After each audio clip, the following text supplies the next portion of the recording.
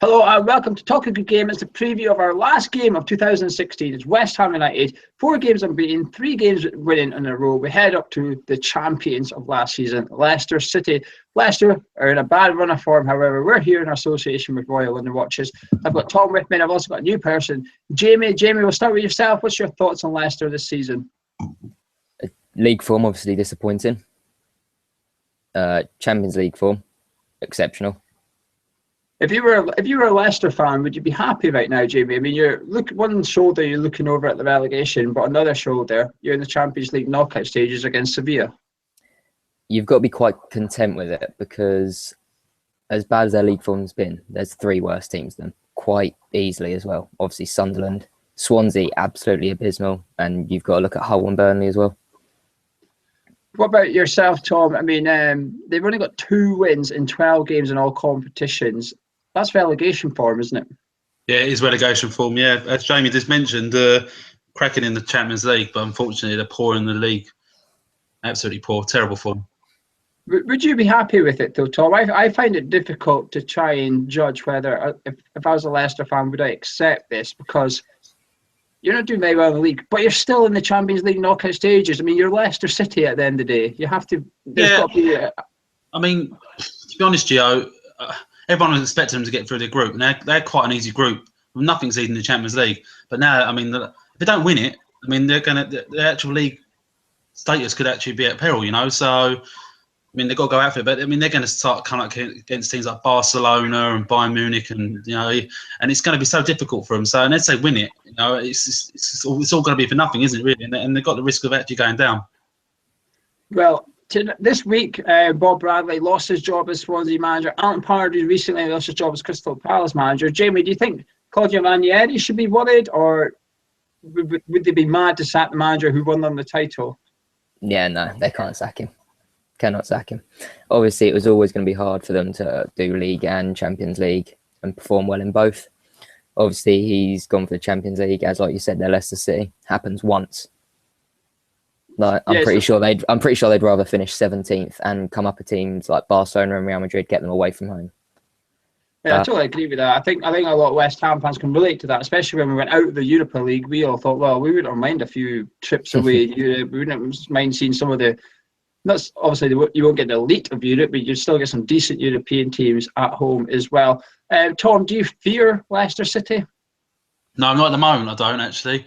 Our last results, obviously, the 2-1 nils were sloppy, and pretty poor. But the result against Swansea, the guys should be full of confidence. And yeah, they've just been beat by Everton the last game 2-0, haven't they, at home? So we've got nothing to fear at all. We should go out there and really, we done well last year, to be honest, against Leicester. Apart from the cut, I think they beat us at home, didn't they? Jenkinson had that horror, and then obviously with 2-2 there, Cresswell that wonder goal. We shouldn't fear them at all. I'm feeling pretty confident. Well, it's time to talk about West Ham. Before we do that, just to remind you, the man in the middle at Leicester City, our final game of 2016 is Anthony Taylor. West Ham have had him twice this season, both away from home when we got beat 2-0 by Everton and we got beat 2-1 by Chelsea. Anthony Taylor obviously didn't send off Diego Costa, who's on a yellow card for challenging Adrian, and then he notched the winner. Leicester City have had him just once this season when they thumped Burnley 3-0 at the King Power Stadium. And you may remember we had him at this fixture at Upton Park last season. As Tom said, we lost. We got beat 2-1 by them, but he failed to give a penalty after Kasper Schmeichel decided to clothesline Dian Versako inside the box, and he sent off Adrian right at the end of the game. This game, though, could be history. Jamie, Michail Antonio, he's on 11 headers for the calendar year 2016. One more to make the record of his own. He's already equalled the record with Tim Cahill. He really deserves it, though, doesn't he? He does. I mean, that's the first time I've heard of that stat or record. No one deserves it more than him. He's had a fantastic 2016. He said himself in a few times in interviews that there's always been the dream to play for West Ham. He's obviously got his, well, not West Ham in particular, but Premier League football. He's got his England call up. There's not much more he can do apart from break this record to have the perfect year in football. And Jamie Vardy got all the plaudits in the summer. However, Jamie Vardy's only scored 14 in 2016. Antonio has 15. He's actually scored more goals in 2016 than Jamie Vardy. Jamie praised him there, but would he be your hammer of 2016? We've obviously got Payet, Reed's on form, but would Antonio be the one that stood out for you in the calendar year? Calendar year, yeah, 100% Antonio. Would you agree with that, Tom? Yeah, I think I could. Yeah, it's between him and Reed, to be honest, the calendar year, or this season especially. But at the moment, Antonio for me is hammered. Yeah, if he'd done half hammer the season, yeah, it would be him. Well, West Ham finally changed to 4 at the back at Swansea, and boy, did we look a hell of a lot better as we knocked 4 past Swansea. Tom, we're not going to talk about formation changes because I think we're all going to agree we should stick to the same formation. However, there's that old myth in football, you don't change a winning side. Do you believe in that? Because we've got Obiang and Lanzini back for selection against Leicester City. Do you bring any of them in, or do you stick with your same team that beat Swansea, Tom? I would like to think Slav doesn't change it, so I'd like to think he would actually put them 2 on the bench, and maybe even give Lanzini another game off because he was actually injured, Lanzini. So Obiang's but who's he come in for? The only player I could potentially see he could drop before is Mark Noble, which is controversial itself, but a lot of people are going to me, it's a difficult one, Gio. I wouldn't change the winning team, to be perfectly honest. What about yourself, Jamie? Would you change up? I mean, Noble's come in for a bit of stick from some fans. Obiang's obviously arguably in the top 3 players of the year this season. Would you take him straight back in? I wouldn't. No, we've won. 4 games this season? 3 of them being 1-0. Sorry, 5 games now we've won. 4 of them being 1-0.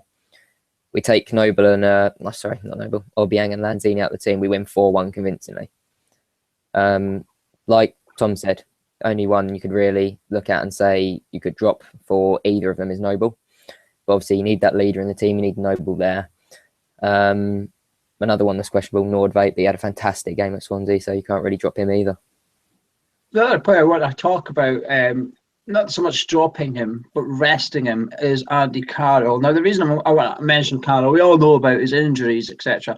But 2 days after Leicester, we've got Man U at home. Is it too big an ask for Andy Carroll to play 2 games in 3 days? And we all know how he plays. He's not exactly, he goes 100% at it both games. There's no middle ground with Andy Carroll. There's no take it easy, just do what you can, etc. He's going to go full belt at defenders, and he's going to be coming up against Robert Huth, etc. What about yourself, Jamie? Would you rest Carroll for this one, or would you rest him for Man U, or would you play him for both? It's a good shout, actually. If obviously you've got to rest him for one, you pick Leicester.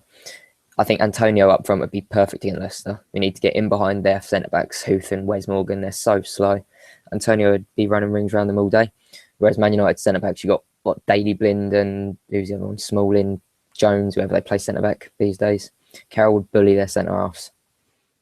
Well, what about yourself, Tom? What's your thinking on the Andy Carroll debate? I mean, he's in form, though. He is in form.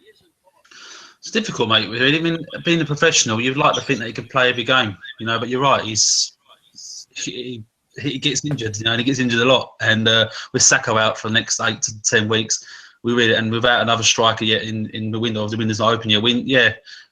Do you wrap him in cotton wool or not? I mean, I'd like to think he'd be able to recover properly for both games. But yeah, that's a good call up at Antonio at top, which then allows someone else to come in midfield. But my only worry would be if Slav puts too many defensive-minded players in the middle, and that's when we really do struggle. We have too many defensive-minded players. So if he does put that, I'd like to put Lanzini back in the team to really go for it.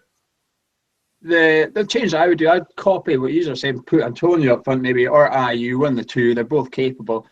And I would actually take in Fernandes to play. Fernandes wants to be an attacking midfielder. He is an attacking midfielder. I don't think he's really had a chance to be an attacking midfielder at West Ham yet. However, he's impressed, whether it's right wing back, centre midfield. I think he had 100% passing stats against Hull when he came on. He looked good against Swansea when he came on again. And then you've also got Feghouli, who finally showed us something at Swansea. He showed us what he can do. But the problem is, Feghouli provided Carroll, who we are talking about removing from the team. So the guy that was on the end of Fegouli's good bit of play, we're saying bench him. But I would probably rest Carroll for one of them. And I think you maybe be looking at Leicester City you do have to wrap him in cotton wool. Tom's touched on it. It's just basically down to a lack of options as well. But you could also throw the wild card out there. We've got Martinez banging them in at the lower league. Tom, would you like to see Martinez thrown in the deep end in the Premier League game against Leicester? Well, he's got. I mean, he's 13. What's it? 13 goals in 10 games in the youth. It's a sensational form, you know, and he's got to be given a chance soon. And you would like to think not against Man United because it's a bit too big. I mean, I would have said preferably against Swansea the last game. Was he even on the bench the last game, or did he have Christmas off? He had Christmas off. So he's got to come back. I mean, just give him his chance, you know. I mean, what's the worst he can do? Put someone else on the sub, you know, half time. Hopefully we're not losing. So you're right. He fully deserves his shot. I mean, Leicester, you would think, just say to him, go and make a name for yourself. Well, while Pardew and Bob Bradley buckled under the pressure of the Premier League, Slaven Bilic embraced in it. Like I said at the start, we've gone 4 games unbeaten, 3 games with a win now. We sit 11th. A win could take us as high as 8.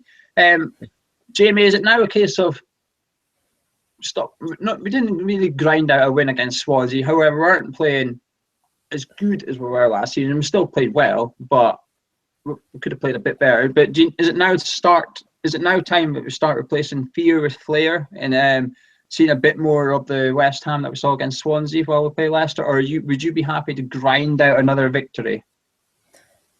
Well, we've grinded out. There were 2 wins against Hull and Burnley. We grinded out, let's be honest. The point at Anfield, we deserved. Swansea, we deserved. They made us look good more than we were actually good, I think. And then obviously United away in the league and Tottenham away, we were fabulous as well. So it's time to start building with these wins and start picking up the form we had last season. Tom, would you accept a point at King Power right now? If I offered you a point right now, would you take it, or would you say, no, I'm not taking that, Gio? I fancy our chances. Well, to be totally honest with you, before the Swansea game and the Leicester game, I would have took 2 draws. So to 2 points. We've got 3 points. In my opinion, what I looked at, I thought, well, we're ahead of what we are. So we just got to go for it. And if you offer me a point now, Leicester there for the taking. They're in really, really poor form. You know, just go out there and just go for it. Well, Tom, you were confident earlier in the show. Jamie, are you confident going to the King Power on New Year's Eve? I'm confident in terms that we'll take a point. I think we'll take a point. I think it'll be a close game, end-to-end stuff. But I think 1-1, it's not going to be many goals in it. We'll cancel each other out quite a lot, I think. Well, there's Jamie's prediction. I'll give you mine in a minute. Tom, what's your score prediction for our last game of the year? You mentioned Antonio there, didn't you, with his header? So I've completely forgot about the Leicester games in this year, to be honest. So I wanted to bet with him to score a header against Swansea. If he didn't score a header, he scored a goal, which Sky Bet didn't allow me to have. So I'm going to go that Antonio's going to get his header. So I'm pretty confident, to be honest. Yeah, I think we're going to concede. I think it's going to be 3-1 West Ham. I'm going to the middle of you both. I'm going for 2-1 West Ham. I think we'll do it. I think Leicester are at the wrong end of form. They were playing what we were playing like a couple of months ago, where just look disorganised all over the pitch. You know, Ranieri had Mahrez on the bench at the weekend. I mean, that guy was the best player in the league last year, along with Kante. Now he's sitting on the bench. Vardy's suspended. Kante's at Chelsea. So the 3 players that won Leicester the league last year weren't involved at the weekend. You take them out of any team, you take the 3 best players out of any team, you're going to struggle. Because you imagine West Ham without Reed, Payet, and whoever you think is our 3rd best player, Antonio or Creswell, Obiang, make your own choice. But can you imagine West Ham without those 3 players? Would not function properly at all. But let us know what you think. You can let us know in the comments below, or come onto the forum at hammerschat.com. Also, make sure you subscribe. We'll be back. Well, it depends when you're watching this. We'll be live on Wednesday at 8:30 as we will be talking about the potential takeover from Red Bull. Would we encourage a takeover from Red Bull? Would we want a takeover from Red Bull? We want to hear your opinions as well. We will also be live with a review straight after the game. But Jamie, enjoy your trip up there. Thank you for joining us on Talk a Good Game here. Hopefully we'll see you at some point in the future. Thank you. And Tom, thank you very much for your help in 2016. No problem. And thank you for watching us in 2016. And we will see you on the last day of the year.